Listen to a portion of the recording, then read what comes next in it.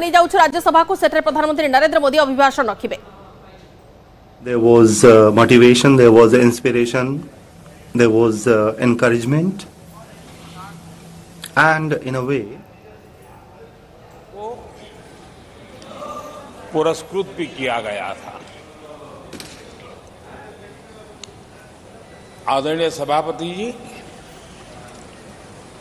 पिछले 2-2.5 दिन में इस चर्चा में करीब 70 माननीय सांसदों ने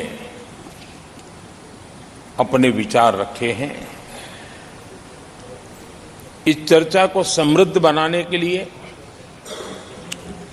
राष्ट्रपति महोदया के अभिभाषण को व्याख्यायित करने में आप सभी माननीय सांसदों ने जो योगदान दिया है, इसके लिए मैं आप सबका भी आभार व्यक्त करता हूं।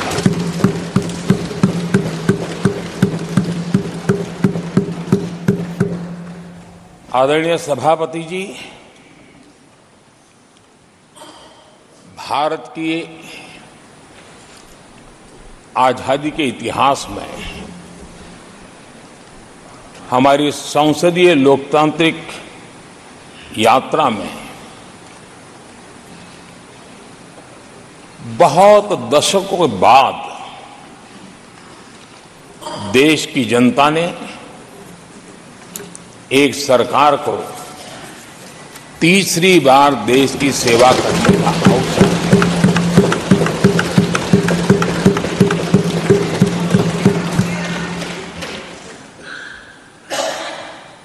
60 साल के बाद ये हुआ है कि 10 साल के बाद कोई एक सरकार फिर से उसकी वापसी हुई है। और मैं जानता हूं कि भारत के लोकतंत्र की 6 दशक के बाद आई हुई एक घटना असामान्य घटना है। और कुछ लोग जानबूझकर के उससे अपना मुंह फेर करके बैठे रहे। कुछ लोगों को समझ नहीं आया और जिनको समझ आया उन्होंने हो हल्ला उस दिशा में किया कि ताकि देश की जनता की इस विवेक बुद्धि पर, देश की जनता के इस महत्वपूर्ण निर्णय पर कैसे छाया कर दी जाए, कैसे उसको ब्लैकआउट किया जाए, इसकी कोशिश हुई। लेकिन मैं पिछले 2 दिन से देख रहा हूं कि आखिर तक पराजय भी स्वीकार हो रहा है और दबे मन से, कम मन से विजय भी स्वीकार हो रहा है।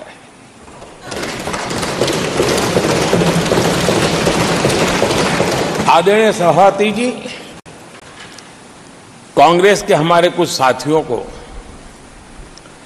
मैं हृदय से धन्यवाद करना चाहता हूं, क्योंकि नतीजे आए तब से हमारे एक साथी की तरफ से मैं देख रहा था, उनकी पार्टी उनको समर्थन तो नहीं कर रहे थे, लेकिन अकेले झंडा लेकर दौड़ रहे थे। और मैं कहता हूं, वो जो कहते थे उनके मुंह में घी शक्कर। और ये मैं क्यों कह रहा हूं? क्योंकि उन्होंने बार बार ढोल पीटा था 1/3 सरकार।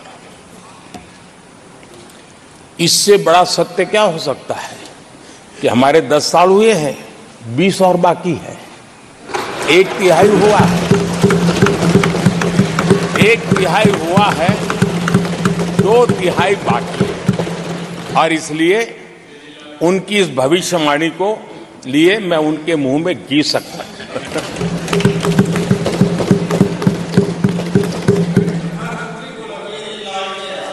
आदरणीय सभापति जी, 10 वर्षों के अखंड एकनिष्ठ अविरत सेवा भाव से किए हुए कार्य को देश की जनता ने जी भर करके समर्थन दिया है। देश की जनता ने आशीर्वाद दिए हैं। आदरणीय सभापति जी, इस चुनाव में देशवासियों की विवेक बुद्धि पर गर्व होता है, क्योंकि उन्होंने प्रोपेगेंडा को परास्त कर दिया है।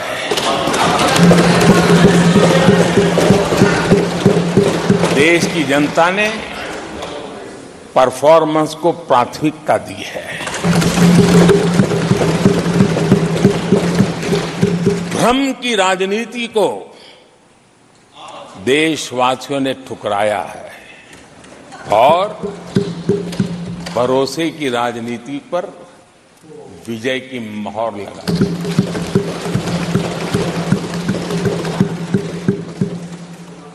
आदरणीय सभापति जी, संविधान के 75वें वर्ष में हम प्रवेश कर रहे हैं। इस सदन के लिए भी ये पड़ाव विशेष है, क्योंकि इसे भी 75 साल हुए हैं और इसलिए एक सुखद संयोग है। आदरणीय सभापति जी, मेरे जैसे बहुत लोग हैं इस देश के सार्वजनिक जीवन में, जिनके परिवार में कोई गांव का सरपंच भी नहीं रहा है, गांव का प्रधान भी नहीं रहा है, राजनीति से कोई सरोकार नहीं रहा है, लेकिन आज अनेक महत्वपूर्ण पदों पर पहुंच करके देश की सेवा कर रहे हैं। और उसका कारण बाबा साहब आम्बेडकर ने जो संविधान दिया है, उसने हम जैसे लोगों को अवसर दिया है। और मेरे जैसे अनेक लोग हैं जिनको बाबा साहब आम्बेडकर द्वारा दिए गए संविधान के कारण यहां तक आने का अवसर मिला है और जनता जनार्दन ने उस पर मोहर लगाई तो तीसरी बार आने का मौका मिल गया।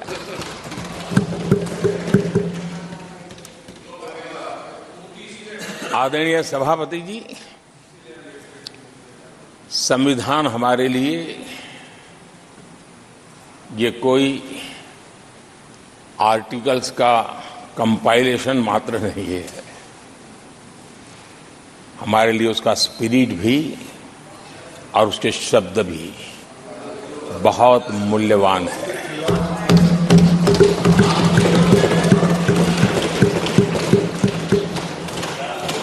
और हमारा मानना है कि किसी भी सरकार के लिए, किसी भी सरकार के नीति निर्धारण में, कार्यकलापों में हमारा संविधान लाइट हाउस का काम करता है, दिशा दर्शक का काम करता है, हमारा मार्गदर्शन करता है। आदरणीय सभापति जी, मुझे याद है मैंने जब लोकसभा में हमारी सरकार की तरफ से कहा गया कि हम 26 नवंबर को संविधान दिवस के रूप में मनाएंगे, तो मैं हैरान हूं जो आज संविधान की प्रत लेकर के कूदते रहते हैं, दुनिया में लहराते रहते हैं, उन लोगों ने विरोध किया था 26 जनवरी तो है, तो ये संविधान दिवस क्यों लाए। और आज संविधान दिवस के माध्यम से, आज संविधान दिवस के माध्यम से देश के स्कूल कॉलेजेस में संविधान की भावना को, संविधान की रचना में क्या भूमिका रही है, देश के गणमान्य महापुरुषों ने संविधान के निर्माण में किन कारणों से कुछ चीजों को छोड़ने का निर्णय किया, किन कारणों से कुछ चीजों का स्वीकार करने का निर्णय किया, इसके विषय में हमारे स्कूल कॉलेजेस में विस्तार से चर्चा हो, निबंध स्पर्धाएं हो, चर्चा सभाएं हो, एक व्यापक रूप से संविधान के प्रति आस्था का भाव जगे और संविधान के प्रति समझ विकसित हो। देशवासियों के लिए आने वाला पूरा कालखंड संविधान हमारी सबसे बड़ी प्रेरणा रहे, इसके लिए हम कोशिश करते रहे हैं। और अब जब 75 वर्ष में प्रवेश कर रहे हैं तो हमने इसे एक जन उत्सव के रूप में राष्ट्रव्यापी उत्सव मनाने का तय किया और इससे देश के कोने कोने में संविधान की भावनाओं को, संविधान के पीछे जो मकसद है उसके विषय में भी देश को अवगत कराने का प्रयास है। आदरणीय सभापति जी, देश की जनता ने हमें तीसरी बार जो अवसर दिया है वो अवसर विकसित भारत, आत्मनिर्भर भारत, इस यात्रा को मजबूती देने के लिए, इस संकल्प को सिद्धि तक ले जाने के लिए हमें देश के कोटि कोटि जनों ने आशीर्वाद दिए हैं।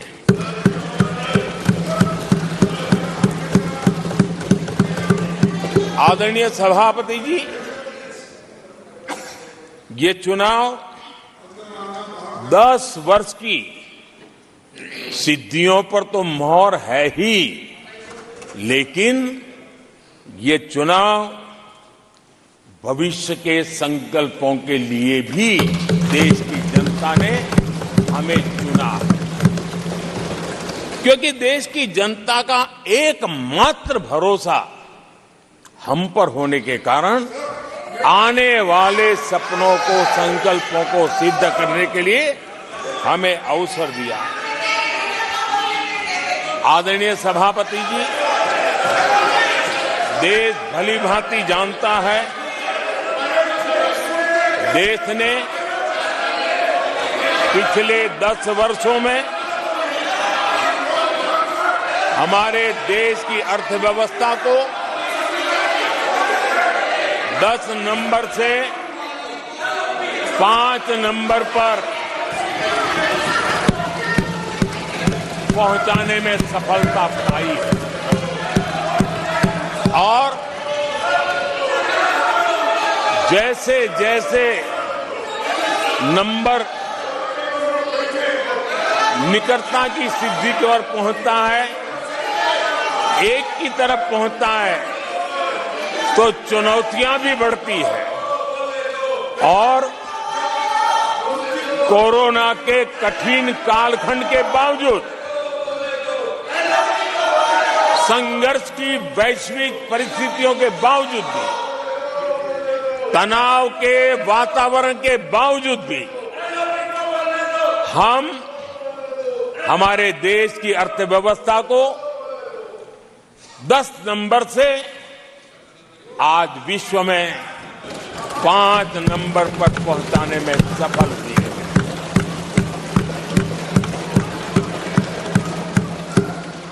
इस बार देश की जनता ने हमें 5 नंबर से 3 नंबर की इकोनॉमी पर पहुंचाने के लिए जनादेश दिया है और मुझे पक्का विश्वास है कि देश की जनता ने हमें जो जनादेश दिया है, हम भारत की अर्थव्यवस्था को विश्व के टॉप 3 में पहुंचा के रहेंगे।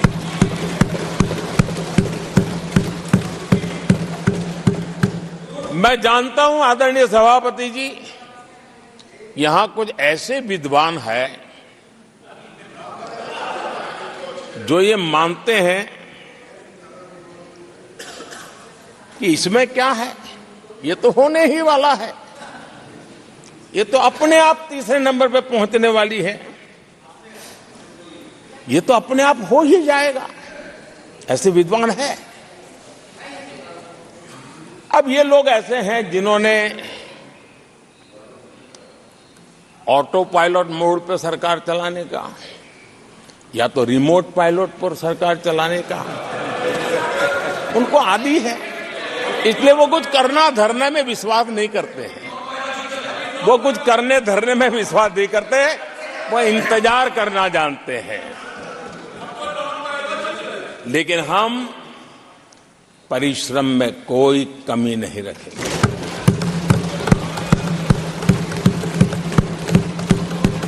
आने वाले वर्षों में पिछले 10 वर्षों में हमने जो किया है उसको गति भी बढ़ाएंगे, उसका विस्तार भी बढ़ाएंगे और गहराई भी होगी, ऊंचाई भी होगी और हम इस संकल्प को पूरा करेंगे। आदरणीय सभापति जी, चुनाव के दरमियान मैं देशवासियों को कहता था कि जो 10 साल हमने काम किया है, हमारे जो सपने और संकल्प है उसके हिसाब से तो ये एपेटाइजर है, मेन कोर्स तो अभी शुरू हुआ है।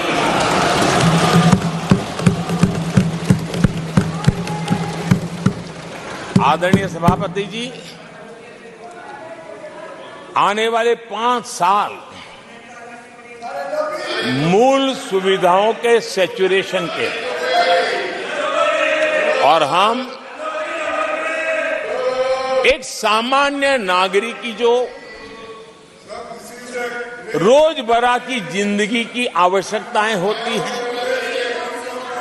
एक गरिमापूर्ण जीवन जीने के लिए जिन व्यवस्थाओं की, जिन सुविधाओं की, जिस प्रकार के गवर्नेंस की आवश्यकताएं होती हैं, हम इन मूलभूत सुविधाओं के सैचुरेशन का युग के रूप में उसको परिवर्तित करना चाहते हैं।